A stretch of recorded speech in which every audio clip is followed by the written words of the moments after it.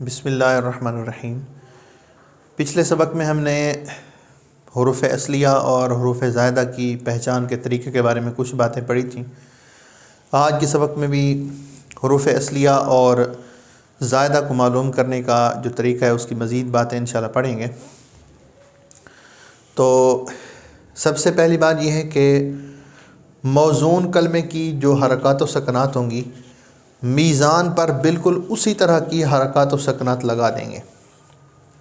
موزون یعنی وہ کلمہ یا وہ لفظ کہ جس کا ہم وزن کرنا چاہ رہے ہیں اس کو موزون کہتے ہیں، اور میزان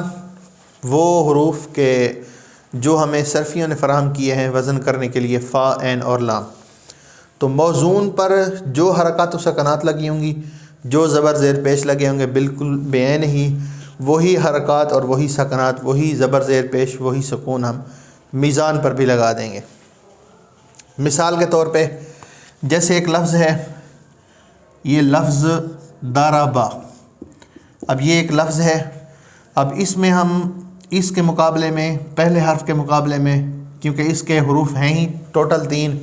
تو عربی کلمات جو ہوتے ہیں ان کی شروعات بھی 3 حروف سے ہی ہے، جیسا کہ ہم پہلے پڑھ چکے ہیں کہ ان میں سے اکثر جو ہوتے ہیں وہ ثلاثی ہوتے ہیں، چاہے مجرد ہوں یا مزید فی ہوں، اور یہ فعل ہے، اس کے اصلی اس میں ٹوٹل حروف 3 ہیں، تو کم از کم فعل کے لیے 3 حروف اصلیہ کا ہونا ضروری ہے۔ تو اس میں پہلے حرف کے مقابلے میں ہم یہ فا لکھ دیں گے، دوسرے را کے مقابلے میں ہم عین لکھ دیں گے، اور تیسرے کے مقابلے میں ہم لام لکھ دیں گے۔ اب جو حرکات و سکنات اس پر ہیں، یہ کلمہ موزون ہے، اس کا ہم نے وزن کرنا ہے، یہ ہم نے میزان کے 3 حروف لکھ دیے ہیں، اس والی حرکات و سکنات ہم اس پر لگا دیں گے کہ جو حرکت جس حرف پر جس ترتیب سے تھی بین ہی ہم نے وہی حرکات اس میزان میں بھی لگا دی ہیں۔ چونکہ یہاں کوئی حرف زائد نہیں ہے اس لیے یہاں بھی کوئی حرف زائد نہیں آیا، تو یہ ضربہ اس کا وزن بن گیا ہے فعلا۔ تو موزون کلمے جس کا ہم نے وزن کرنا ہے اس پر جو حرکات و سکنات ہوں گی بے عین ہی ہم میزان کے جو 3 حرف ہیں ان پر بھی وہی حرکات و سکنات لگائیں گے۔ دوسری بات کہ موزون میں جو حروف اصلی ہوں گے ان میں سے پہلے کے برابر میزان میں فا لکھا جائے گا، دوسرے کے برابر عین اور تیسرے کے برابر لام لکھا جائے گا۔ یہ موزون کلمہ ہے، مثال کے طور پہ ضربہ موزون کلمہ ہے، اس میں موزون میں جو حروف اصلی ہوں گے ان میں سے پہلے کے برابر، اب یہ ضاد پہلا ہے، اس کے برابر میزان کا فا لکھا گیا ہے، جو اس میں دوسرا حرف اصلی ہے را، اس کے مقابلے میں میزان کا عین لکھا گیا ہے، اور جو اس میں موزون کلمے کا تیسرا حرف اصلی ہے اس کے مقابلے میں یہ لام لکھا گیا ہے۔ اور تیسری بات کہ موزون کے جو حروف زائدہ ہوں گے وہ میزان میں بھی وہی حروف لکھے جائیں گے، یعنی جس کلمے کا ہم وزن کر رہے ہیں اس میں جو حروف زائدہ ہوں گے، جو ہم نے الیوم تنسا میں یا سالتمونیہا میں ہم نے حروف زائدہ پڑھے ہیں،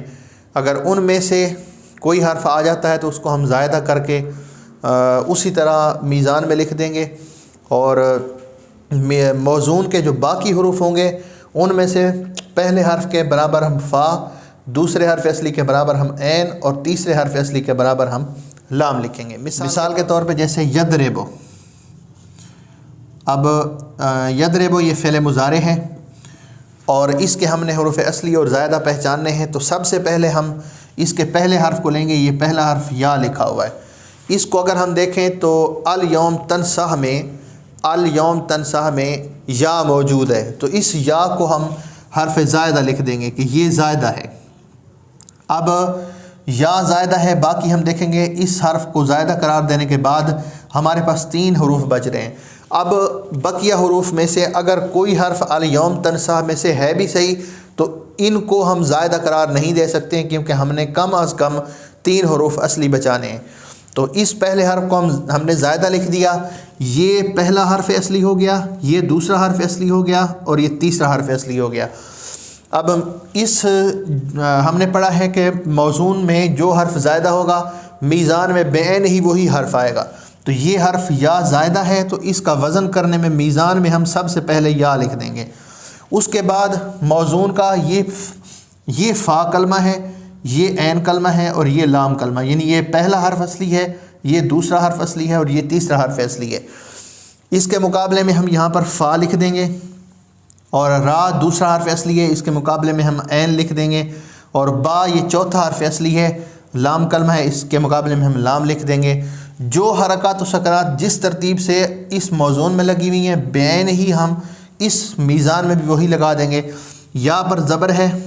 اور دوسرا حرف جو ہے یہ ساکن ہے، تو یہ اس کو بھی ہم ساکن کر دیں گے۔ را اس پر کسرہ ہے تو یہاں بھی ہم کسرہ لگا دیں گے، اور اس کے آخر پر رفع ہے تو اس پر بھی رفع لگا دیں گے۔ اب یہ یضرب، اس کا وزن نکلا ہے یفعل، یضرب بر وزن یفعل۔ اب ہمیں حروف اصلیہ کا پتہ چل گیا ہے کہ اس میں ضاد، را اور با یہ حروف اصلیہ ہیں، اور یہ ایک حرف جو ہے یہ ایک زائدہ ہے، لیکن اس میں اگرچہ زائدہ حرف موجود ہے لیکن پھر بھی اس کا تعلق ثلاثی مجرد سے ہے، کیونکہ